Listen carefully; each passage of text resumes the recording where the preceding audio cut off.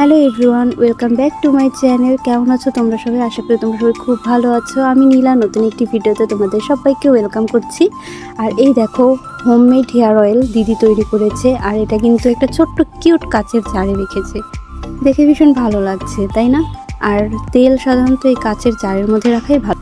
তো বাইরে চলে আসলাম মাথায় তেল দেওয়ার জন্য। ঘরের ভিতরে কারেন্ট নেই।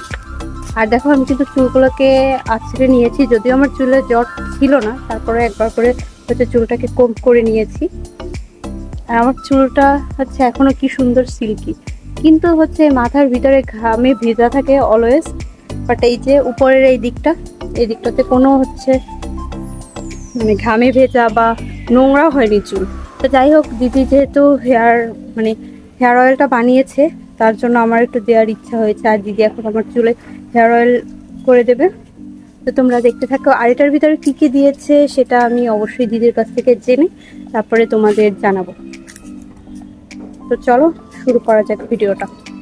তো দিদি হাতে হেয়ার অয়েল নিয়ে দাঁড়িয়েছে। আমি বললাম তুমি একটু দাঁড়াও, আমি একটু পোজ দিয়ে নিই, তারপরে হচ্ছে তুমি এসো। এই তো যেভাবে সেই কাজ। আর আজকে দিদি যেহেতু তেলটা দিয়ে দিচ্ছে, খুব ভালোভাবেই চুলে তেলটা বসবে।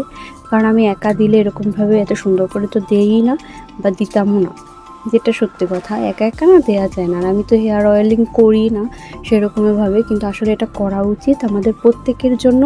চুলের হচ্ছে যেমন আমাদের ক্ষুধা লাগলে খেতে হয়, চুলটাকে ভালো রাখতে হলেও কিন্তু চুলেরও খাদ্য দরকার। চুলের খাদ্য হচ্ছে এই যে তেলটা। আমি প্রায় যে কত মাস পরে চুলে তেল দিলাম, আমি হচ্ছে বলে বোঝাতে পারবো না, যেটা সত্যি কথা। আমি কবে তেল দিয়েছি আমার মনেও নেই। তো ছোটোবেলায়ও তেল দিতে চাইতাম না, কিন্তু মা জোর করে নিয়ে তারপরে এক গাদা তেল দিত। আর আমার মা অনেক পরিমাণ করে তেল দেয়, মানে গালের এখান থেকে মনে হয় বেয়ে পড়ে এরকম। তো যাই হোক, এখানে দিদি তো খুব সুন্দরভাবে হেয়ারটাকেও মাথাটাকে ম্যাসেজ করে দিচ্ছিল, আর সুন্দর করে চুলে তেল দিয়ে দিচ্ছিল। কী যে আরাম লাগছিল, আবার ব্যথাও লাগছিল। আমার চুলে প্রচণ্ড ব্যথা। তো চলো এখন শেয়ার করি যে দিদি এই হেয়ার অয়েলটা বানাতে কি কি ইউজ করেছে। এর ভিতরে দিয়েছে কালো জিরে, মেথি, জবা ফুলের পাতা দিয়েছিল কিনা আমি সত্যি জানি না, মেবি জবা ফুল দিয়েছে, পাতা দেয়নি। আর হচ্ছে নিম পাতা এবং অ্যালোভেরা, এই কয়টাই হচ্ছে দিদি এই চুল তেলের ভিতরে আর কি দিয়ে জাল করেছে, যেটা আমি দেখলাম আর দিদিও বলল। তো তোমরাও চাইলে বাড়িতে এরকমের বানাতে পারো, হাতের কাছে যা থাকে। আর চুলের জন্য সবথেকে ভালো হচ্ছে মেথি, তারপরে হচ্ছে কালো জিরে। এগুলো যদি তোমরা এমনিও নর্মাল তেলে ভিজিয়ে রাখো তারপরে ইউজ করো, সেটাও কিন্তু ভালো। আর সপ্তাহে তেল দেওয়ার ট্রাই করবে সবাই। আমার মতো এরকম বোকামি করবো না, কারণ এটা চুলের জন্য খুবই দরকার। তো দিদি আমাকে ভালো করে চুলে তেলটা দিয়ে দিয়েছে। আসলে একা দিলে না এরকমের দেয়াটা হয় না, দিদি হচ্ছে খুব সুন্দর করে তেলটা দিয়ে দেয়। তো এই দেখো, আমার তেল দেওয়া ডান। আর তোমরা হচ্ছে ঘরে ইউজ করবা, ঘরের তৈরি যে করা যে তেলটা হয় সেটা ইউজ করবা।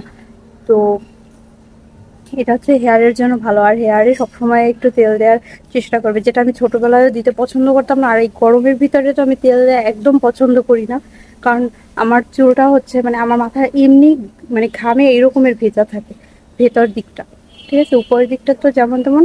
আর আমার শ্যাম্পু মনে হয় 2-3 দিন পর, 2 দিনের ওভার হয়ে গেলে মনে হয় আমার কেমন যেন শ্যাম্পু করিনি লাগে, এত পরিমাণে ঘাম থাকে আর ঘামে ভেজা থাকে।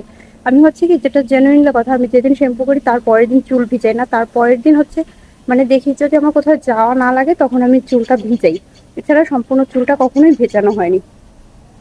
তো যাই হোক, এটাকে আমি 1 ঘন্টার মতো রাখবো, তারপর হচ্ছে শ্যাম্পু করে ফেলবো। আজকে শ্যাম্পু করে নেব।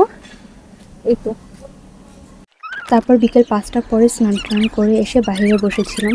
আর দেখো চুল কিন্তু ভেজা, আর আজকে কেন যেন একটু ভালো লাগছে চুলে তেলটা দেওয়ার পর।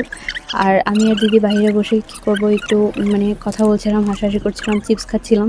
তো এরকমভাবেই হচ্ছে আজকের দিনটা বা বিকেলটা কেটে গেল।